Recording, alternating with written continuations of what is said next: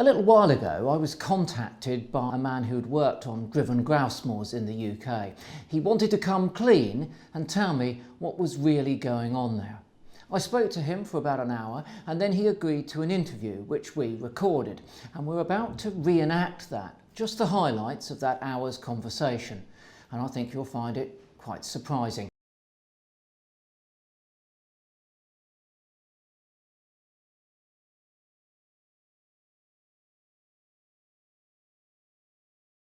We've met before.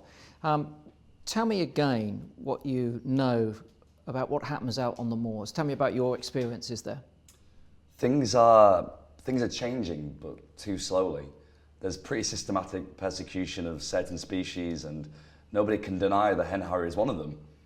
And depending on the location on the estate, there's varying degrees of persecution of buzzards, peregrines, everything. Short-eared owls, tawny owls, all the way down.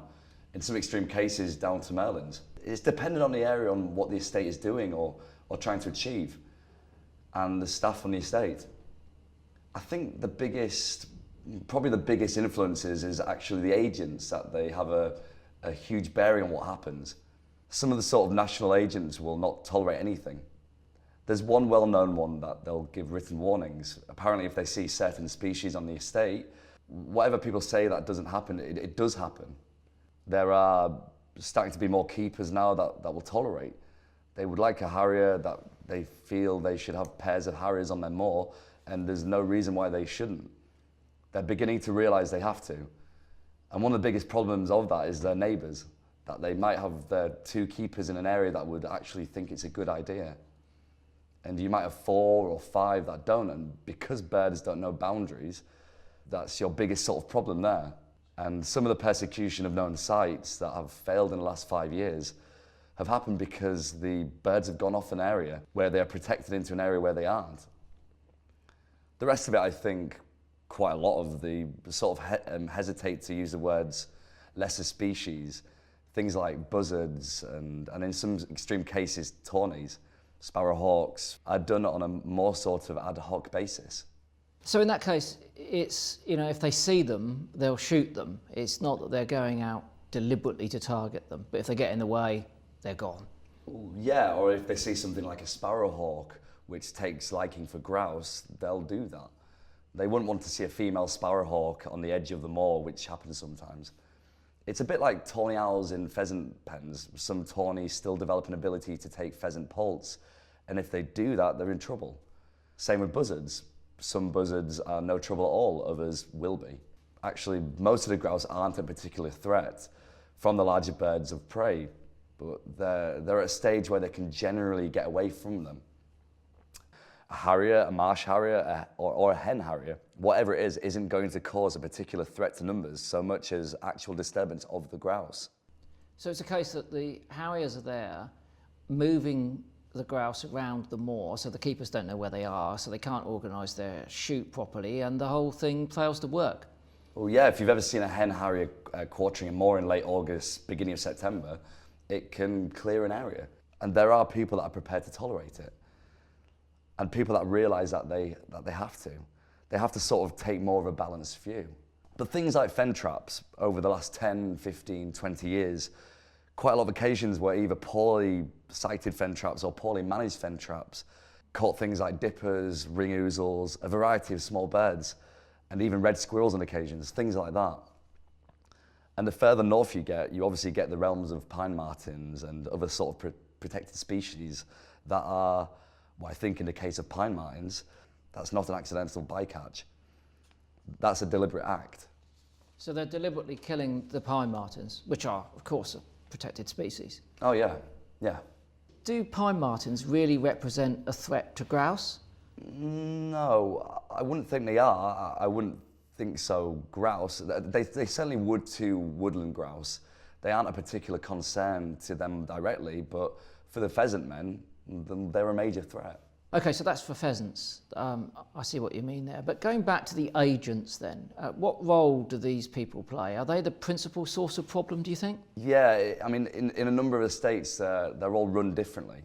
Some estates will be run on a family basis, some will be run on a commercial basis. Some, the entire management will be handed over to a firm or an individual agent or a group of agents. And in quite a few cases, all the staff will be employed by the agent. The thing is, I suppose, it's always tempting to blame the landowner, but in this instance, it's the people that the landowners have employed, isn't it? It's the agents, it's not them themselves. But nevertheless, they're still culpable. They know who they're paying to come on and do the work. Well, in some cases, yeah. In some cases, the agent will be getting a management fee to produce what he can produce. And depending how the system works, the keepers could actually conceivably be employed by the agent or pretty much under his direct control. I mean, there are different places. Different shoots are either leased and run by agents or they're owned privately, and the agent will be managing it for them. And some are fine. It's like every walk of life. Some are very sensible, some are very good, some are quite extreme. In terms of the number of agents out there doing this sort of work, what are we talking about? Is it 20, 30, 50, 100? I mean, I've no idea how many of these sorts of businesses are running in conjunction with these grouse moors. There's a few very influential ones, and it's been quite an open secret, not even an open secret, that's for the last 20 years. If you want your mooring turning around, there's one or two agents in particular that will do it for you, and you don't ask any questions. And you basically get, well, he will hire a bunch of young lads that don't sleep, don't care, and it'll turn around. But actually, to how they would describe turn around the Grouse Moor isn't rocket science. It's a case of killing things, and if you take away virtually everything that will eat grouse, they'll come. You'd like to think that quite a lot of places are moving away from that a little bit, but it still goes on. There's no doubt about that. And what about short-eared owls? That was something that you mentioned previously, and I was surprised. I mean, these birds eat small mammals, and maybe they're taking an occasional very small grouse chick, but they're on the back of short-eared owls as well. Yeah, partly because the disturbance is an issue. So it's the disturbance, just like the harriers. I think some keepers think that there's a risk that anything will take grouse. They won't tolerate them, and they will nest, and they're not prepared to take the risk of one nesting on the ground on the off chance it takes a liking for grouse chicks. You hear some of the areas where, because owls move about, some years there will be a lot of them, and they're persecuted.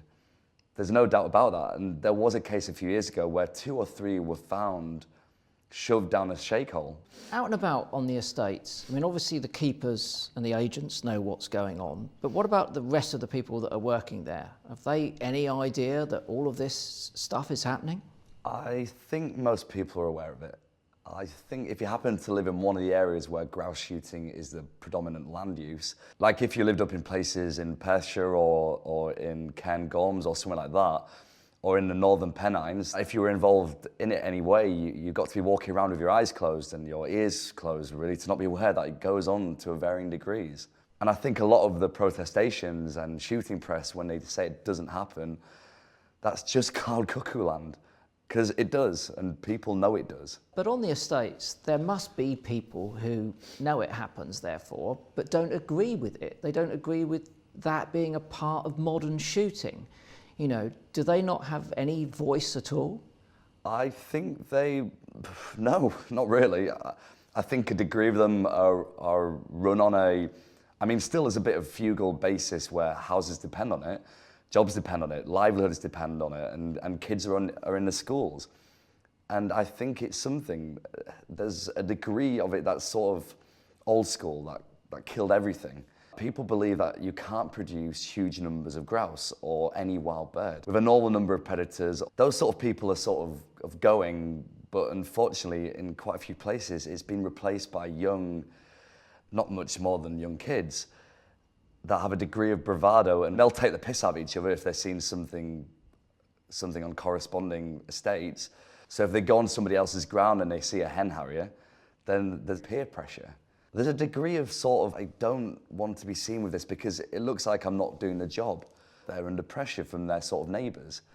They're under pressure from, in some cases, their boss or the agent or whatever. Someone told me the other day that during the season, when they're out, with their clients, they can make quite a lot of money in tips. Oh yes, it's huge money. And this is for the keepers. This is cash in hand.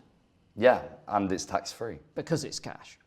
Well, and that again, that brings a degree of pressure, because if you've lined out for a particular drive and the Harry comes through and the drive's knackered and it knackers the second drive and the team of guns don't have the day that they're expecting, it can have a reflection on what they get at the end of the day.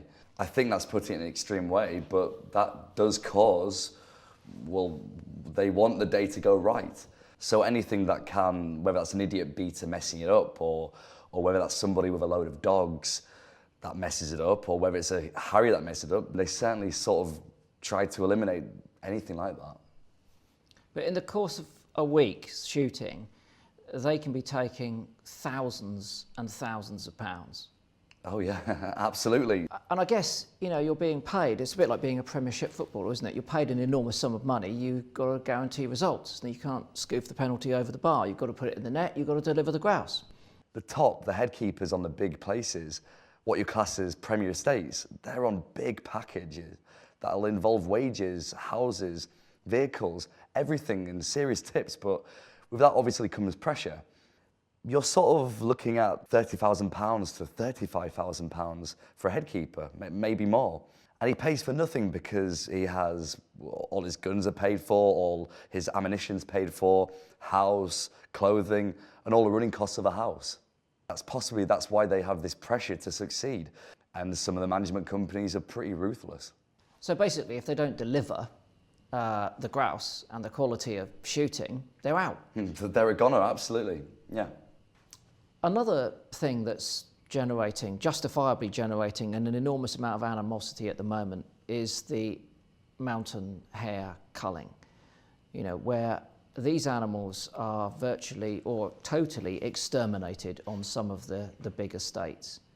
This is, it's not going to work in terms of managing the ecology of that area. Hares are a very important part of that.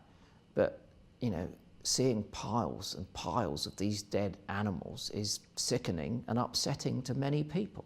It's a classic mess up because you've taken away the mountain hare's predator, you've taken away the fox, you've taken away the wolf, whatever, and in extreme cases you've taken away the eagle.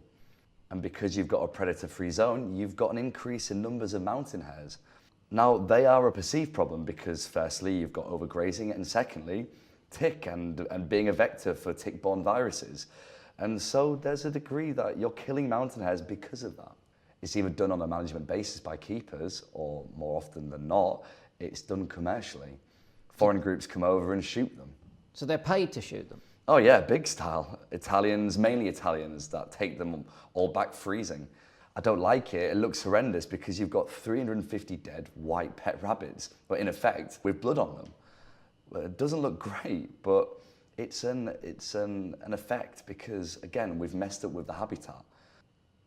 The thing is, though, the hares are being systematically exterminated. I mean, when I was up in eastern Scotland a couple of years ago, I was told that there were estates where they had deliberately, totally eradicated them. And these are, the same people who are telling me that they're interested in conservation. Well, quite clearly they're not, because in order to conserve an area, you need the full complement of species that can live there, and that includes mountain hares. But in these places, there are no mountain hares. They've killed every last one of them. There are some places in the Angus Glens, I don't know about hares, but some places in the Angus Glens, they basically ring fence them and wipe everything out inside it. And they're making huge holes in the hare population. If you take out every mountain hare on an estate and you have you've got a pair of eagles, what are they going to eat? Well, they're going to eat grouse, aren't they? I mean, that's the conundrum. It's like, do I kill all my rabbits to keep foxes away, or do I leave some rabbits if they do appear so they got rabbits to eat? It's this sort of conundrum. What's the best way of doing it? And the total eradication is nuts.